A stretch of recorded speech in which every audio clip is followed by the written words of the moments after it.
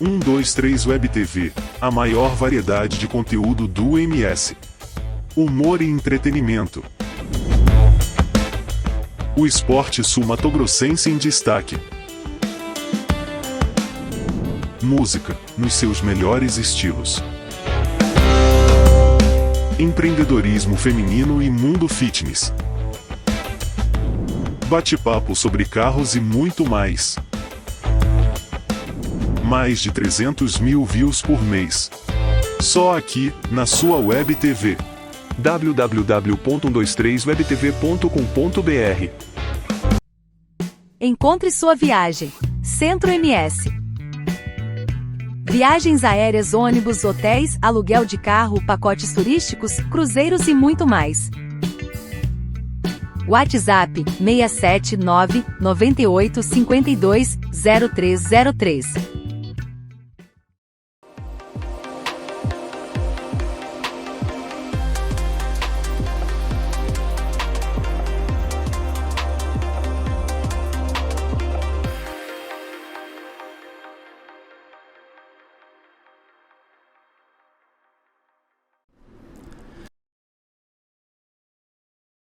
Olá, meus amigos, sejam todos muito bem-vindos ao nosso canal FQPod, o canal com o professor Fernando Quadros, que estará levando entrevistas, informações, entretenimento e também tudo que você precisa saber aqui de Campo Grande e também do nosso estado, do Mato Grosso do Sul. Nosso projeto está começando no dia de hoje, é o programa número 1. E eu trago aqui personalidades a cada semana para fazer as entrevistas e conversa e bate-papo, para você também conhecer melhor as pessoas que nós vamos trazer aqui, né? O nosso programa já iniciou com muito sucesso, né? Nós tivemos aí um patrocínio da Erva Mate Morena, que vai disponibilizar uma caixa de tereré para você que está assistindo aí. Então, comente o seu bairro, o seu nome, que no final do programa a gente vai estar sorteando uma caixa de tereré, né? Nada melhor do que um bom sul-mato-grossense tomar um tererézinho gelado nesse calor que está fazendo aqui em Campo Grande. E está aí o nosso grande patrocínio Erva Mate Morena, e nos demais programas também nós vamos trazer aqui outros patrocinadores para você aí em casa assistir, compartilhar e marcar o seu amigo e estar concorrendo aos nossos prêmios. E no dia de hoje eu tenho a grata satisfação de receber aqui uma figura ilustre de Campo Grande, uma pessoa que eu considero demais, né? Vem fazendo aí um trabalho na Câmara Municipal de Campo Grande, excelentíssimo. É um professor, assim como eu, é um colega de profissão, ele da história, eu da educação física, mas ambos coaduno do mesmo pensamento. Eu estou falando do professor Juari Lopes Pinto, né? Ele que é natural de Rondonópolis, Mato Grosso, está aqui em Campo Grande. Depois a gente vai saber mais dele, quanto tempo ele, né, já está aqui no nosso estado, na nossa cidade. Ele também é vereador aqui do município de Campo Grande e também presidente da Comissão de Educação e Desporto da Câmara Municipal. Então, seja bem-vindo, professor Juari, tereré, Fernando Quadros aqui. Vamos fazer o nosso bate-papo então. Obrigado, Fernando. Parabéns pelo quadro. Conhecendo a sua dinâmica, eu tenho plena certeza que já é sucesso o seu programa. É uma honra estar aqui com você, com todos que estão nos acompanhando. E uma manhã de sábado, batendo um papo saudável desse, tomando um tereré gelado, com calor de praticamente aqui 34 graus. Com certeza, nós temos muito o que falar hoje. E já que você falou da naturalidade, né? Na verdade só usei o hospital de Rondonópolis, né? Eu sou de Jucimeira. Jucimeira não tinha hospital, Fernando, naquela época, um guri de 53 centímetros e 5 quilos tem que nascer no hospital, né? Tem. Aí fui para Santa Casa de Rondonópolis só para nascer. Mas então...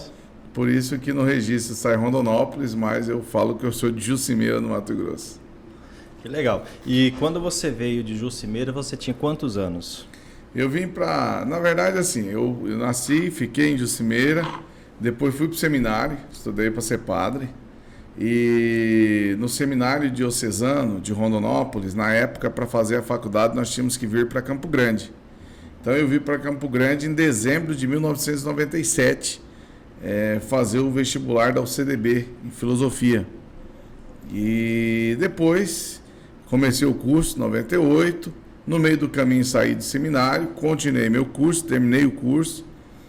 Então, contando dezembro de 97, ou vamos colocar 98, eu sou péssimo em matemática, daria aí 25 anos, 26 anos, né? 26 anos de Campo Grande. Então, 26 anos é uma vida, né? Hoje eu me considero campograndense, sou apaixonado por Campo Grande. Conheço essa cidade mais do que muitos que nasceram aqui, para você ter uma ideia. Porque eu conheço e amo Campo Grande. É a cidade que eu falo que todos nós, quando viajamos, seja para onde você for, quando está chegando em Campo Grande, é uma emoção que sai do coração mesmo, né? Aquela emoção de estar chegando na sua cidade. Aquela segurança de sair da casa de um amigo um pouco tarde, né? 1, 2 horas da manhã, aquela segurança de ir para um aniversário, voltar mais tarde, coisa que em algumas outras cidades você não tem. Então, Campo Grande, essa sensação de segurança me atrai bastante, né? Claro, nós precisamos ainda melhorar Campo Grande, temos alguns pontos gritantes, mas no que tange a questão da segurança, eu gosto, eu tenho uma sensação muito gostosa aqui nessa cidade. E amo Campo Grande, sou apaixonado por Campo Grande. Realmente, você tocou num assunto muito importante, né, Juari? Quando nós saímos da nossa cidade e vamos por trabalho ou a passeio, nós temos o sentimento de comparação, né? Então, quando você vai para a praia, né, ou para a praia, a primeira vontade que dá é morar na praia. Isso. Mas aí você começa a observar todo o sistema daquela cidade, que nós não somos acostumados, e você fica 5 dias ou 6, já quer vir embora. Porque a nossa casa, realmente, quando o avião está descendo, você fala, aqui é o meu lugar, aqui é a minha casa, aqui eu tenho a minha tranquilidade, não tem tanta violência como tem em outros lugares, né? Grandes cidades aqui do Brasil que a gente já teve a possibilidade de ir. E realmente, a nossa casa Campo Grande é o nosso berço, é o nosso conforto mesmo, muito legal mesmo. Verdade. Praia é para férias, né, Fernando? Praia é para de vez em quando, né, Juari? Mas é muito bom.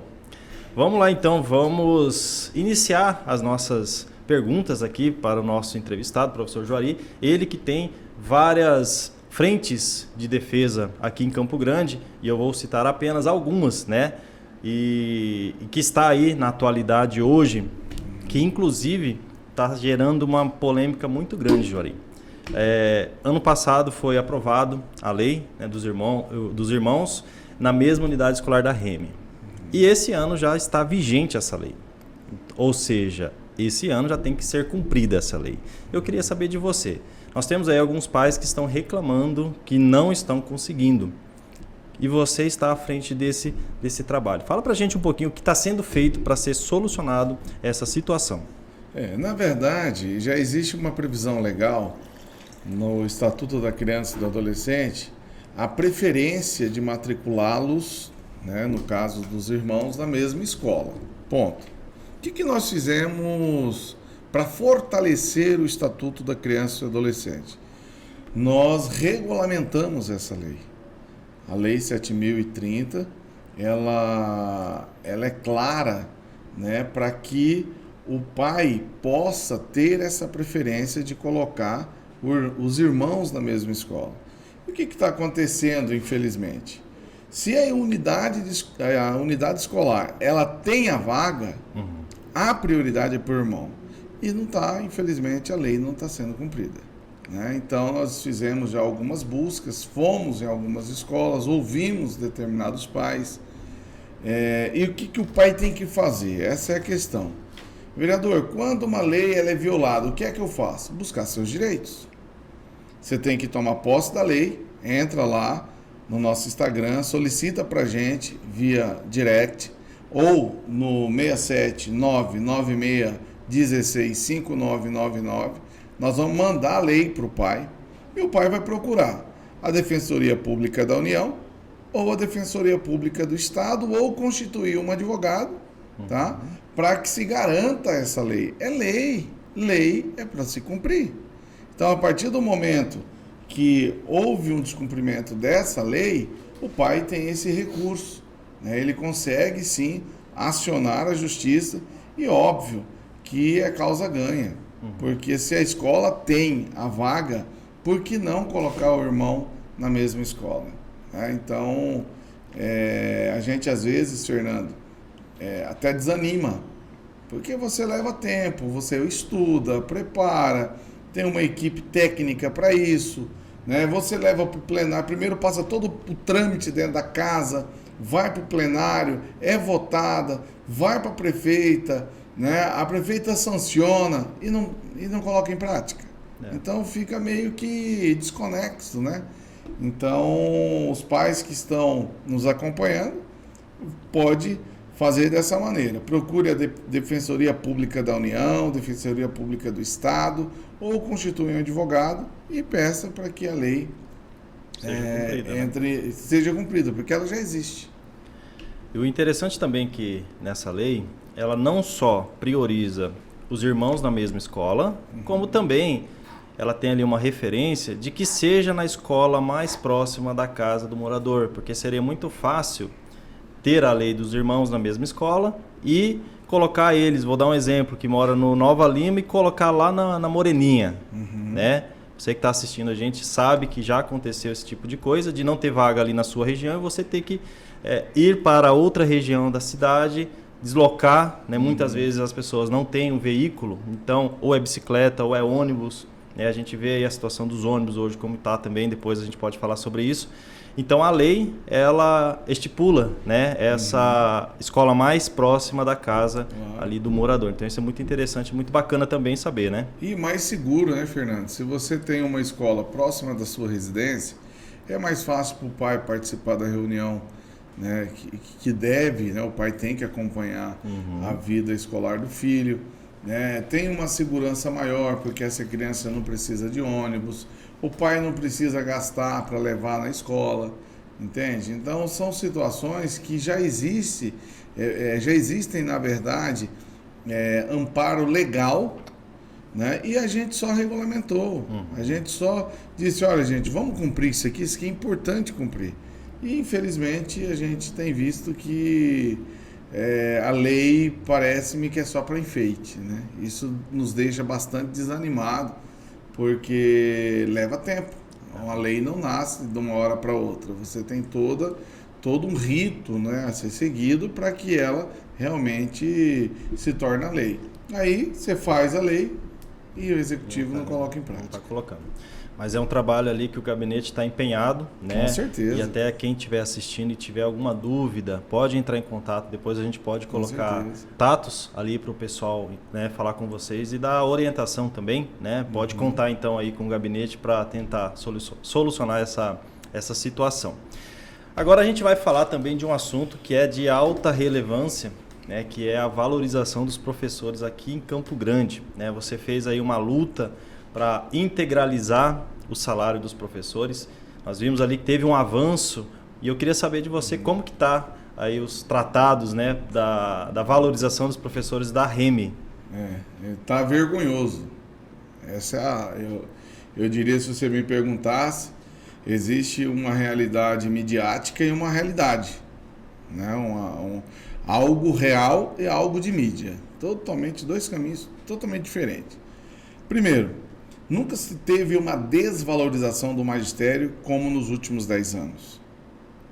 Nós tínhamos em Campo Grande uma referência salarial. Eu me lembro na época que todo mundo queria fazer concurso na REME, porque era o melhor salário, nós éramos referência, era o melhor IDEB, né? E até certa feita fui corrigido pelo executivo, dizendo que nós já somos referência. Não somos referência. Não somos referência, isso eu posso provar, porque eu vivo disso e conheço a educação, diferente de quem disse que nós somos referência e que não é professora, não conhece e alguém informa, né? E as pessoas que estão informando, estão informando errado. Mas, enfim, Então nunca se teve na história uma desvalorização do magistério tamanha como nos últimos 10 anos. E eu estou sendo justo, estou dizendo dos últimos 10 anos. Tá? Não estou dizendo que é de agora. E o que acontece? O professor ele perdeu a fé em alguns administradores. Porque foram feitas as repactuações e as mesmas não foram cumpridas. Então estamos na expectativa para que essa última repactuação seja cumprida. Mas ao mesmo tempo você vê, Fernando, a minha tranquilidade em falar que vergonhosamente na história da Lei 11.738/08 da deputada Maria do Rosário, que instituiu o piso salarial do magistério, nunca se teve um índice tão baixo de reajuste do piso. Foi esse ano que o governo federal deu 3,62 de reajuste do piso salarial do professor. Vergonhoso. Tá? Então, hoje, os assistentes de educação infantil recebem uma miséria de R$ 1.500. Fernando, não dá para pagar água e luz.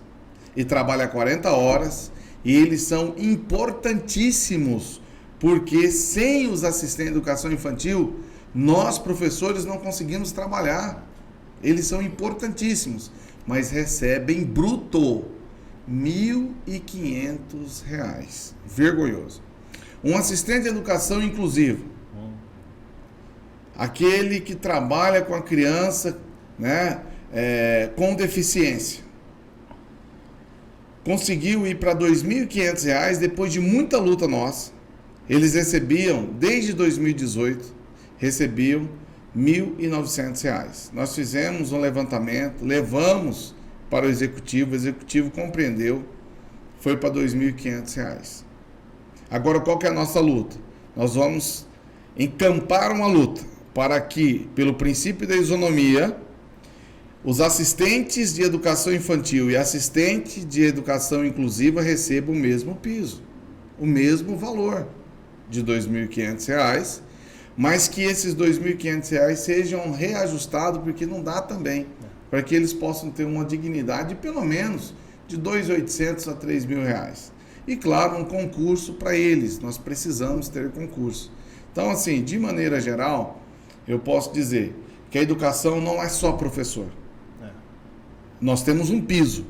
Eu apresentei um sonho que a ex-deputada Rose apresentou o projeto de lei para que se tenha também um piso do administrativo da educação.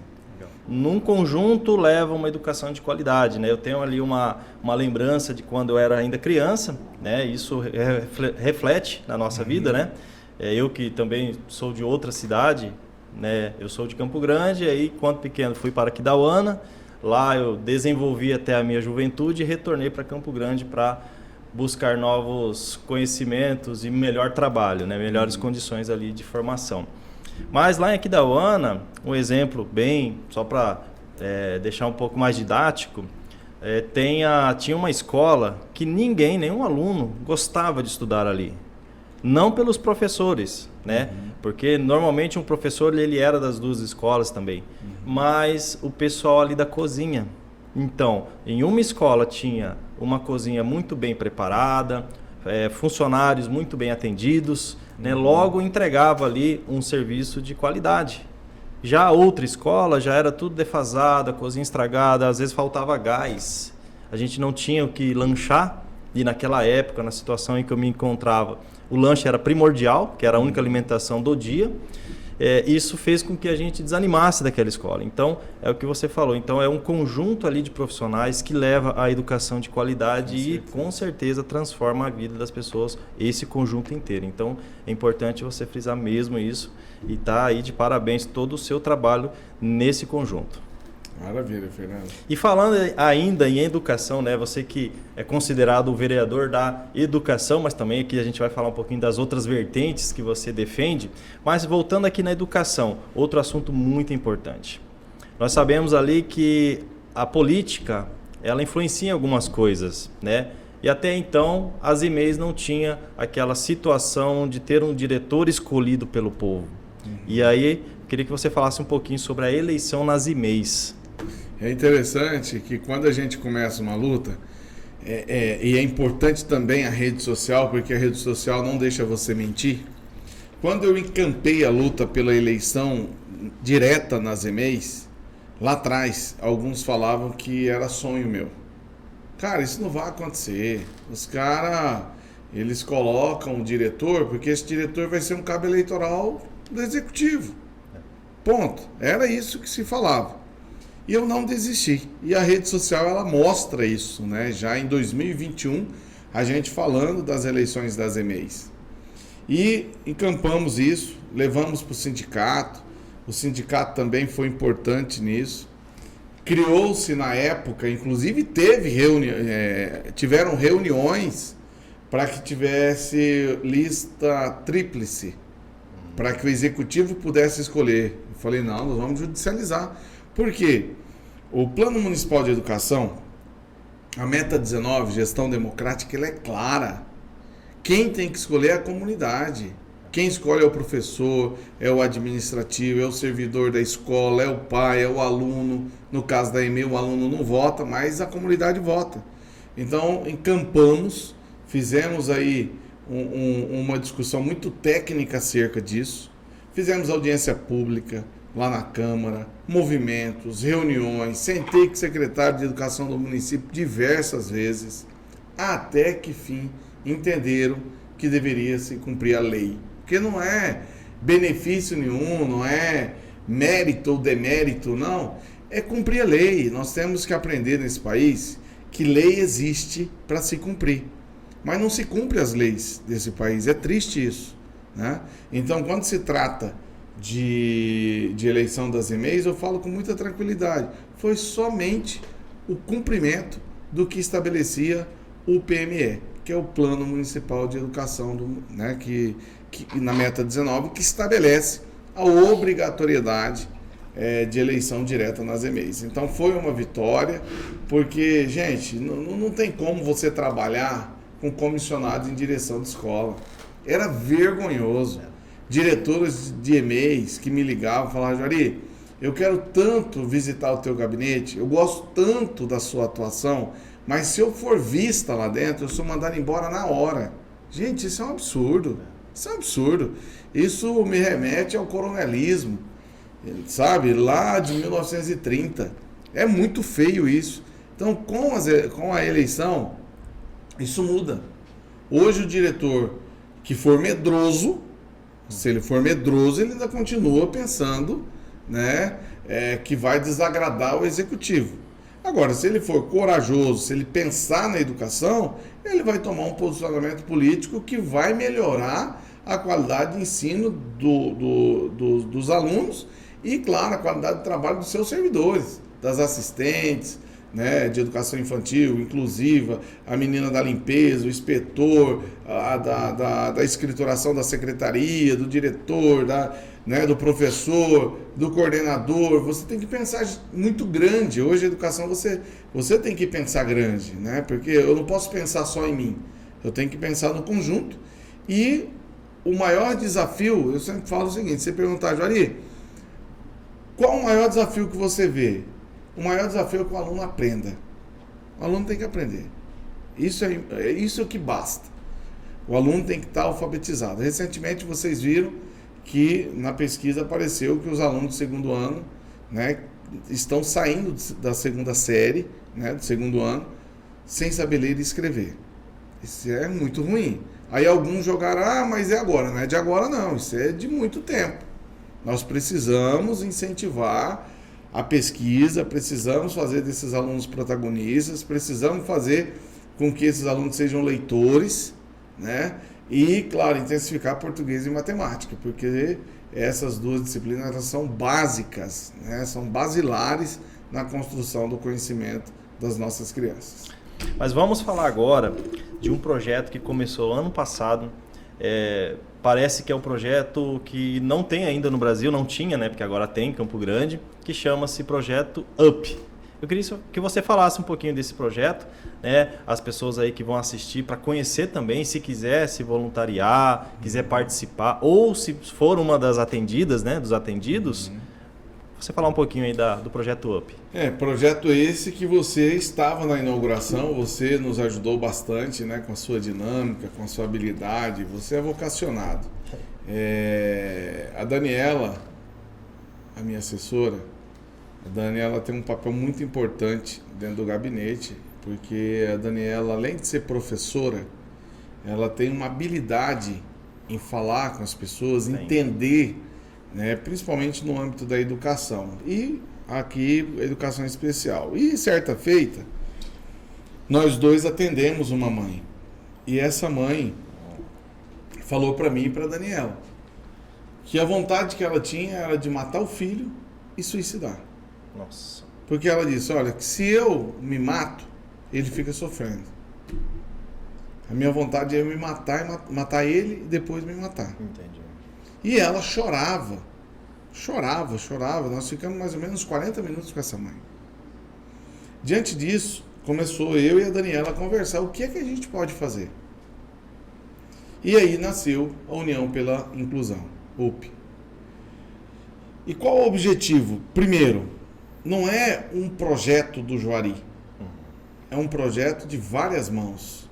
De médicos, psicólogos, profissionais de educação física, engenheiros, professores, enfim, várias pessoas voluntárias, enfermeiras. Eu posso até cometer um erro aqui de não citar algumas profissões, mas você não tem ideia da quantidade de voluntários que quiseram participar. Para quê? Para que essa mãe possa se reunir com a gente.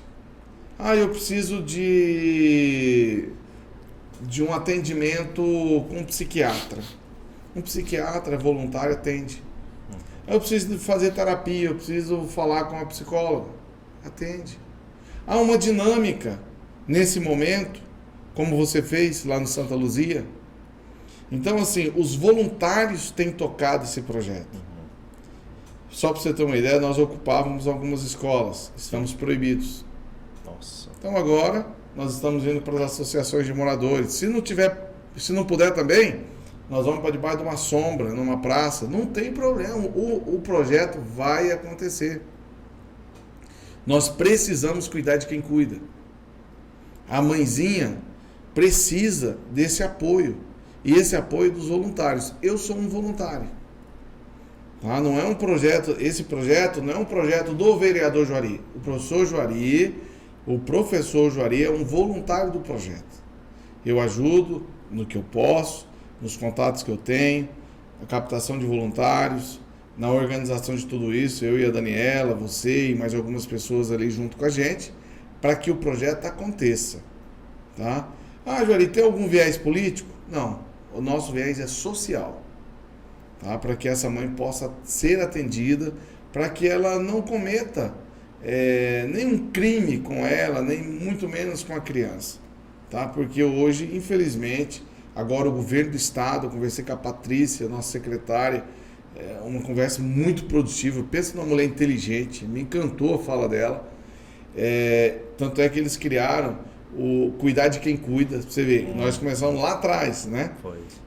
Onde pode ainda ser remunerada aquela mãe que cuida, claro, dentro dos critérios específicos, não é qualquer mãe, né? Então, eles têm um critério específico, mas eu achei muito bonito por parte do governo do estado estender essa mão para aquela família, para aquela mãe que cuida do filho com deficiência. Então, assim, é um projeto lindo, maravilhoso.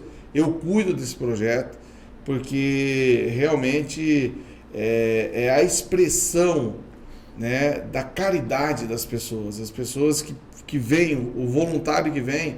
Eu achei interessante uma colega, ela disse assim, olha, Juari, eu sou professora, mas quando eu estou aqui eu viro assistente social, eu viro psicóloga, conselheira, pastora, né? Então isso é muito legal, isso é muito bom, né? Isso mostra que o projeto realmente é sólido. É legal. E também ali na inauguração, né, que você citou, foi muito bem recebido, né, pelos familiares ali das crianças. As mães falaram, olha, a gente precisava de um momento como esse, de alguém saber o que eu estou sentindo. Porque normalmente uma mãe ou um pai, né, que tem uma criança deficiente, o olhar se volta para a criança, tá certo? Né? Uma criança que tem uma deficiência, mas poucos olhares olham para quem cuida. E esse projeto ele foi de encontro a isso. Então a gente, no projeto, quer saber o que você está precisando. No sentido de não ser somente uma assistência social. Chegar, entrar numa fila, pegar uma senha, pedir, receber e ir embora. Não é isso o projeto. Né? O projeto é integralização das famílias, entender o que está acontecendo, mostrar para aquela mãe, para aquele pai, que o que ele está passando, né, outras pessoas também passam e conseguem superar toda a dificuldade. Né? Isso é muito importante. Então ali tem, como você falou, o psicólogo que vai conversar. Juari, às vezes numa conversa a gente tira uma pedra da cabeça, a gente tira uma montanha das costas. Numa conversa com um psicólogo, uma pessoa especializada, lá tem também várias terapeutas ocupacionais também, que são voluntárias, né? Então, assim, tem fono, tem a médica, tem o enfermeiro, tem um profissional de educação física, né? Tem engenheiro, Fernando. Tem engenheiro, né? Que às vezes a família ali tá precisando fazer alguma mudança na adaptação. Uma adaptação. O engenheiro ele vai dar uma orientação, né? Ele vai estar ali para dar apoio. Então é um projeto realmente que contempla toda ali uma organização da família, né, que atende a criança com deficiência. E também, Juari, é uma pegada bem interessante, porque normalmente a família que tem uma criança com deficiência, ela tende a blindar essa criança para o mundo. Né? Ela entende que a criança tem uma deficiência e que ela não tem autonomia para alçar novos voos, né, sozinha principalmente. E ali a gente faz uma conversa e mostra que existe crianças com deficiência que vai viajar para outro estado, para outro país competindo com uma modalidade paralímpica. Isso é muito importante, é muito legal. Você proporcionar para o filho daquela mãe que está ali só dentro de casa com a criança, né? Ora na escola e volta, mas que aquele aluno ele tem um potencial para bocha, por exemplo, na cadeira de roda, ele é paralisado cerebral, ele não tem movimento dos braços, só um pouquinho do pescoço. Ele é um atleta. Ele pode ser um atleta. Ele pode ir para São Paulo representar o nosso estado, como nós temos aqui. Eu não vou falar nomes, senão eu vou esquecer de alguns, mas nós temos representantes de todas as categorias paralímpicas. Né? Quem faz um trabalho lindo desse é o Diego Vidal. O professor Diego, ele esteve comigo em São Paulo nos Jogos Escolares Paralímpicos, né, brasileiros. Que ele tem a equipe de tênis de mesa, né? As crianças com deficiência, ganhou medalha, inclusive, trouxe para Mato Grosso do Sul. E é um orgulho, né? Então, o UP ele é também um filtro ali para destacar talentos, né? E mostrar para os pais, para as mães, que as crianças podem sim ter uma vida saudável, né? Uma vida de esporte. Ela pode também se engajar na política, por que não? Né? Então o projeto ele vai dar essa autonomia. Se tiver uma criança ali com potencial de falar, eu quero defender as leis, vai entrar para o time também da política, né? Por que não, né, Juari? Então é isso, muito bacana mesmo. E é um projeto que esse ano vai bombar mais ainda, né? Se Deus quiser. Muito bom. Agora a gente vai falar de um assunto muito polêmico que ultimamente tem dado dor de cabeça. Né? O Juari tem recebido várias notificações, professores procurando, sem saber o que fazer, e a gente quer saber em que pé que está o caso FAPEC. Eita, FAPEC, viu? Pelo amor de Deus. Amigo, primeiro a queixa vem dos alunos, né? Foi uma aluna, a Maria Eduarda, que foi a primeira que movimentou tudo. Falou pra gente, falou pra Daniela, falou com o vereador Juari, que não estava certo, que questões erradas. Para você ter uma ideia, na parte de apresentação da prova, estava lá 40 questões escrito numeral 60. Erros, assim, os 60, 40, 40, 60. Tanto é que tem lá, que você olha nos vídeos, eles colocaram, reproduziram isso. Quando você anula questões de prova, você desvaloriza, desprestigia aquele que estudou. Porque imagine, por exemplo, você vai fazer para medicina 5 questões de química. E aí você acerta uma questão, erra 4, mas só que anulou as 4. Você acertou 5. Você está concorrendo com o Jean que não estudou.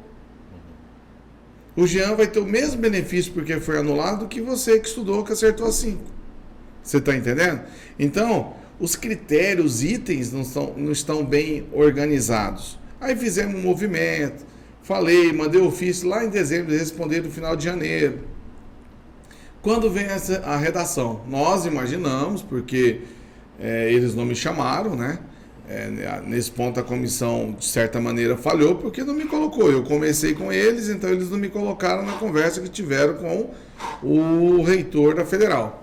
Tiveram a conversa com o reitor da Federal, defendeu a FAPEC, tudo bem. Vem a correção das redações. De 14 mil provas, 6 mil redações. 6 mil redações zeradas. Pá, alguma coisa tem. Peraí, mas vamos analisar. Então, o menino tirou no Enem 980. Pela própria FAPEC, o EMS, o menino tira 900 e zera na UEMS. Ou seja, ele desaprendeu em semanas. Você está entendendo? Aí, o menino sai daqui, a menina sai daqui, vai para fora, passa a redação, tira 1000. Chega aqui, zera. Está errado. Então fizemos um movimento. Primeiro, a questão do recurso. Uma sexta-feira, já vem sábado e domingo. E aí, como é que você recorre sexta, sábado, domingo? Eles não haviam disponibilizado o espelho da prova. Não haviam colocado o que os alunos haviam errado. Como é que você faz recurso? E outra, quantos alunos que não têm condições financeiras para fazer esse recurso, não sabem nem como fazer? Então, dos 6 mil, 1000 alunos tiveram a prova recorrigidas.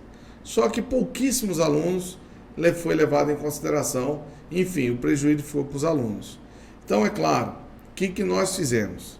Eu procurei a Defensoria Pública da União, na pessoa de 2 defensores que eu tenho a maior consideração, pessoas éticas, que é o Dr. Silvio, que é o chefe, e o vice, o adjunto, que é o Dr. Vinícius. Montei, junto com a minha assessoria jurídica, um pedido de providências e está protocolado no Ministério Público Federal. Tá? Para que o Ministério Público Federal possa ficar de olho nessa instituição chamada FAPEC, porque outros vestibulares virão. Não estou dizendo que não vai acontecer nada com quem já foi. Também, né? Outros vestibulares, concursos. E agora, a minha preocupação é com quem vai fazer esse ano 2024. Porque esses jovens que estão no terceiro ano, que irão fazer o vestibular da Federal, elaborado para a FAPEC, eles estão ansiosos. Gente, nós estamos atrapalhando esses jovens se preparar para o vestibular, para o Enem, porque eles estão tão tensos com o que aconteceu em 2023, que eles estão apavorados em 2024, e eu vou dizer para você, eles podem contar comigo. Eu vou para cima da FAPEC sem problema nenhum. Eu vou acompanhar esse vestibular 2024. O Ministério Público Federal vai me dar uma resposta. Não vou me sossegar, vou para cima. E não é só isso, não posso falar as outras coisas que o advogado pediu para não liberar. Mas eu vou para cima, porque o nosso jovem que hoje está se matando, estudando de manhã, de tarde, de noite, não pode ser sacrificado por uma irresponsabilidade de um instituto que já sacrificou o professor. Eu tenho colega professor que ficou fora do concurso por conta do erro deles. E agora os nossos jovens sendo sacrificados, torturados psicologicamente. Esses jovens estão lá, Fernando, hoje nos cursinhos da vida, tensos. Os professores, além de passar o conteúdo, eles têm sido psicólogos. E aí, mas é só no cursinho? Não, nas escolas, o ensino médio, público e privado. Tem alunos da rede pública que têm mandado inbox, têm falado com o diretor falado comigo, que eles estão apavorados, porque eles estão estudando, alunos de escola pública e alunos de escola privada também, estão estudando e não sabem o que vai acontecer com eles. Porque lá fora, quando a galera está preparando para o cursinho, eles dizem assim, aliás, para o vestibular nos cursinhos lá de São Paulo, por exemplo, falou, gente, se vocês forem fazer no Mato Grosso do Sul, tem uma tal de FAPEC lá, vocês podem esperar qualquer coisa. Então, eu tô de olho, eu tô cuidando disso aí, e nós vamos passar o ano inteiro acompanhando, par e passo, tá, todo o processo que a FAPEC for fazer. Que bacana, é sempre muito importante você falar isso, né? Até traz uma sensação de tranquilidade. Eu recebi alguns comentários também de conhecidos jovens, né, do esporte ali que a gente conversa, 17 anos, 18, e eles falaram realmente isso. Falou assim, olha, professor, eu sinceramente não sei se eu quero fazer numa faculdade. Eu falei, mas por quê? Falei, não, se eu for fazer, eu vou tentar uma particular, porque pela pública, pela essa tal de FAPEC, eu acho que eu não vou ter possibilidade, porque se eu estudar muito, eu não passo, se eu não estudar, eu não vou passar também. Eu falei, não é assim que funciona. Calma, o professor Juari, ele está motivado ali a resolver essa situação, a gente vai resolver e você não vai deixar de fazer a sua faculdade por conta desse erro. Então, pode ficar tranquilo, se prepare, que vai ter novamente aí o vestibular, então você vai fazer sim e tira esse negócio que FAPEC vai ser um empecilho no seu caminho, porque não vai não, porque a gente não vai deixar acontecer isso, né? É isso aí, não pode, pelo amor de Deus. Isso é o mínimo que a gente faz pelos nossos jovens, né? Exatamente. Juari, agora mudando, deixando o clima um pouquinho mais leve, né? A gente já está caminhando para o final do nosso bate-papo, do nosso tereré.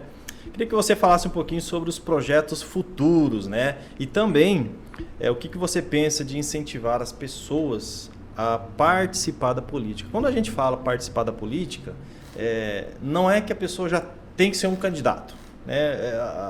A sociedade em si que não é participativa, ela entende quando você vai falar de política, fala, não, eu não quero ser candidato. Mas ela tem um potencial de trabalhar uma política muito importante no seu bairro, ali na sua região, né?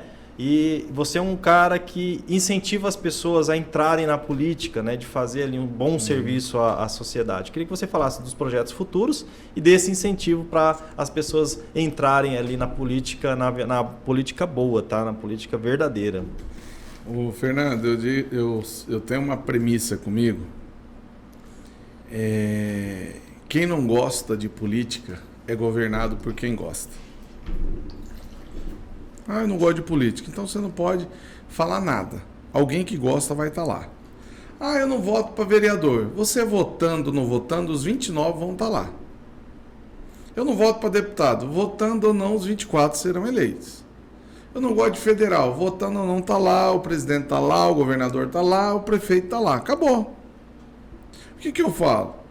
Você tem que fazer uma política diferente. Se você vai apoiar alguém, você tem que conhecer o passado do cidadão. Você tem que ver os projetos, se o cara já tem mandato. Se o cara não tem mandato, ver o porquê que ele quer ser político. Ele está pensando em benefício próprio ou ele tem um projeto de construção social, né, de grupo. Então, são os primeiros pontos que eu sempre destaco. Todo político é bandido. Você está generalizando. E toda generalização é burra.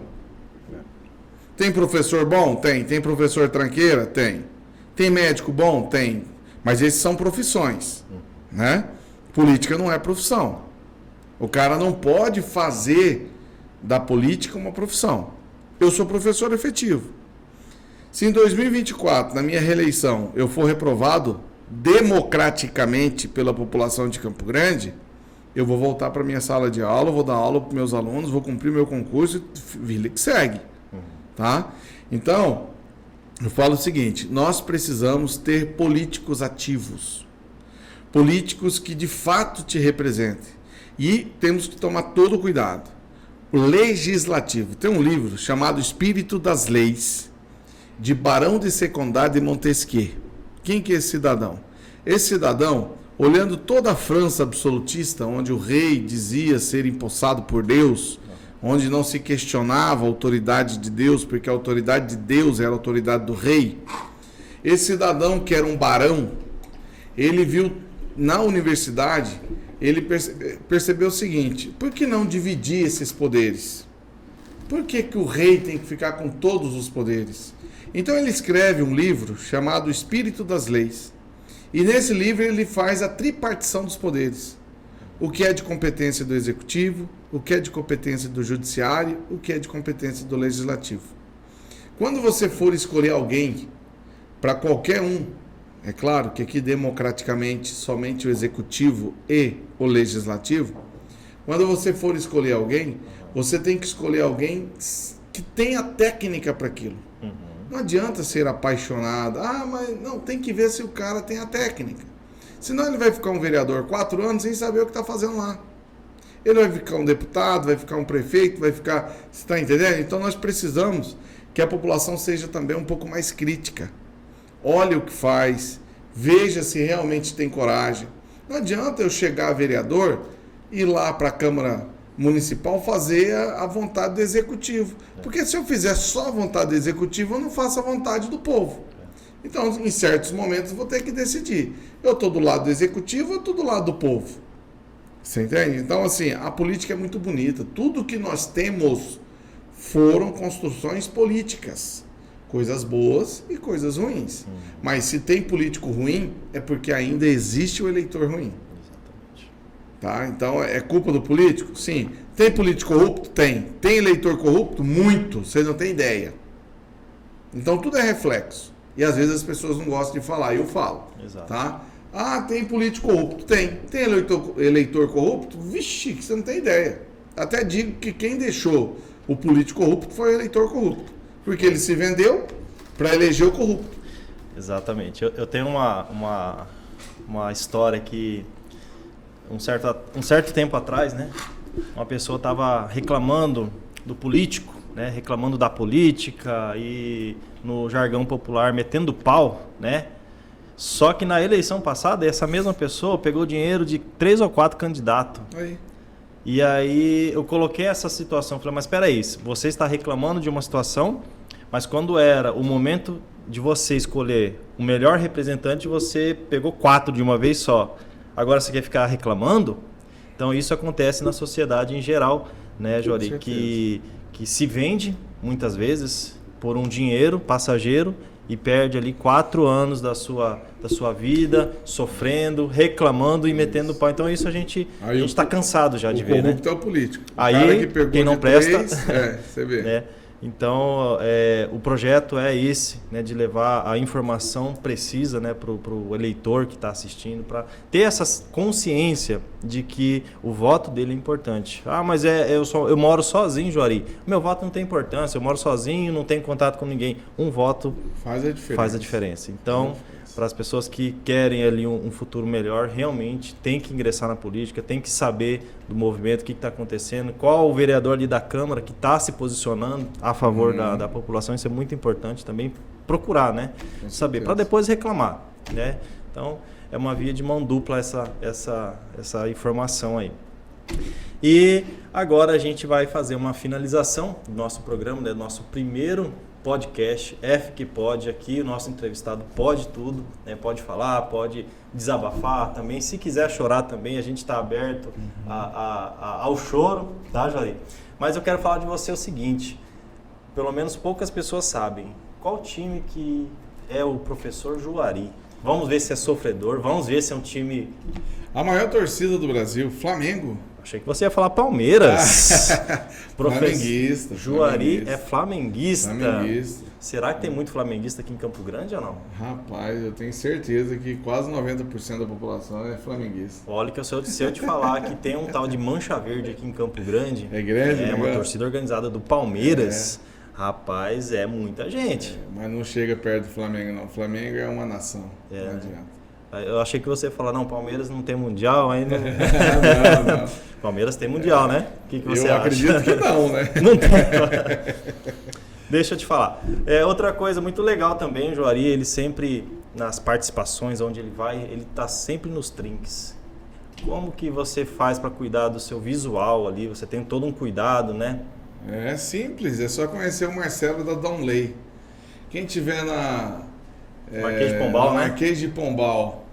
Olhou ali, viu Donley, só descer que o Marcelo não trata, o cara é bom, hein? Pensa num cara, gente boa, caprichoso, um profissional exemplar. E ele ali do Marquês de Pombal, no bairro Tiradentes, queremos o seu patrocínio, tá, Marcelo? O Marcelo vai assistir depois essa gravação e realmente aí deixa o Juari nos trinques, né, para dar uma boa apresentação também, né, Juari? Com certeza. E eu quero, no momento final do programa, trazer uma recordação sua, né? A gente quer resgatar um sentimento passado, para você falar para as pessoas de uma foto que eu vou mostrar aqui. Quem está assistindo não vai ver, mas a gente vai postar depois essa foto para vocês saberem desse sentimento do Juari. Juari, nessa pessoa, nesse momento que ela estava vivendo, qual é o sentimento que vem? Isso é 2016, pré-candidato a vereador na época, né? Foi um período difícil porque nós ficamos suplentes, né? Eu fiquei suplente, aí você falou dos votos. Eu fiquei segundo suplente por 2 votos. O Jamal teve 3 e 4, eu tive 3 e 2 em 2016. Então, e faltaram pouquíssimos votos ali para nossa eleição.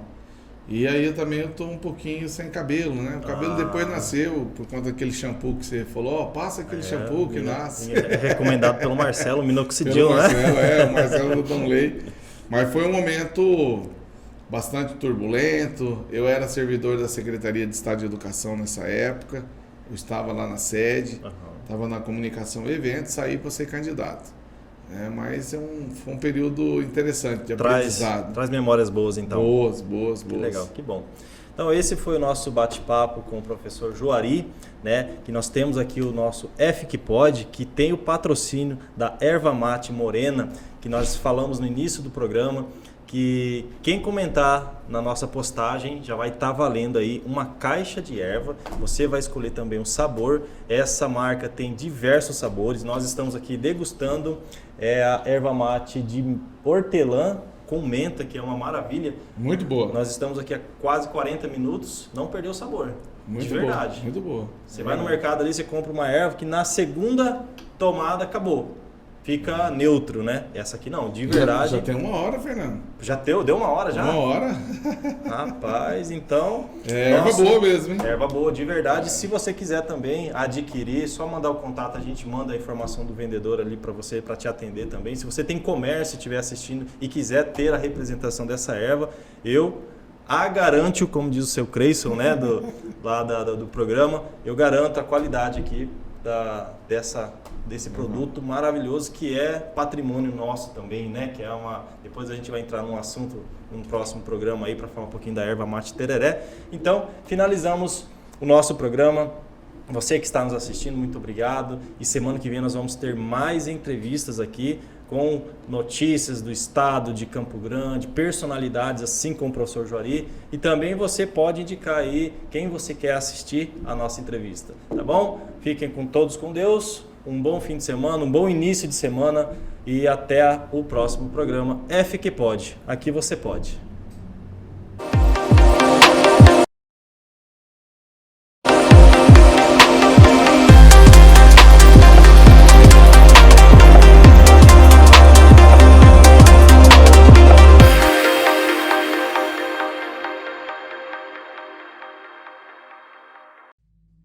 Encontre sua viagem.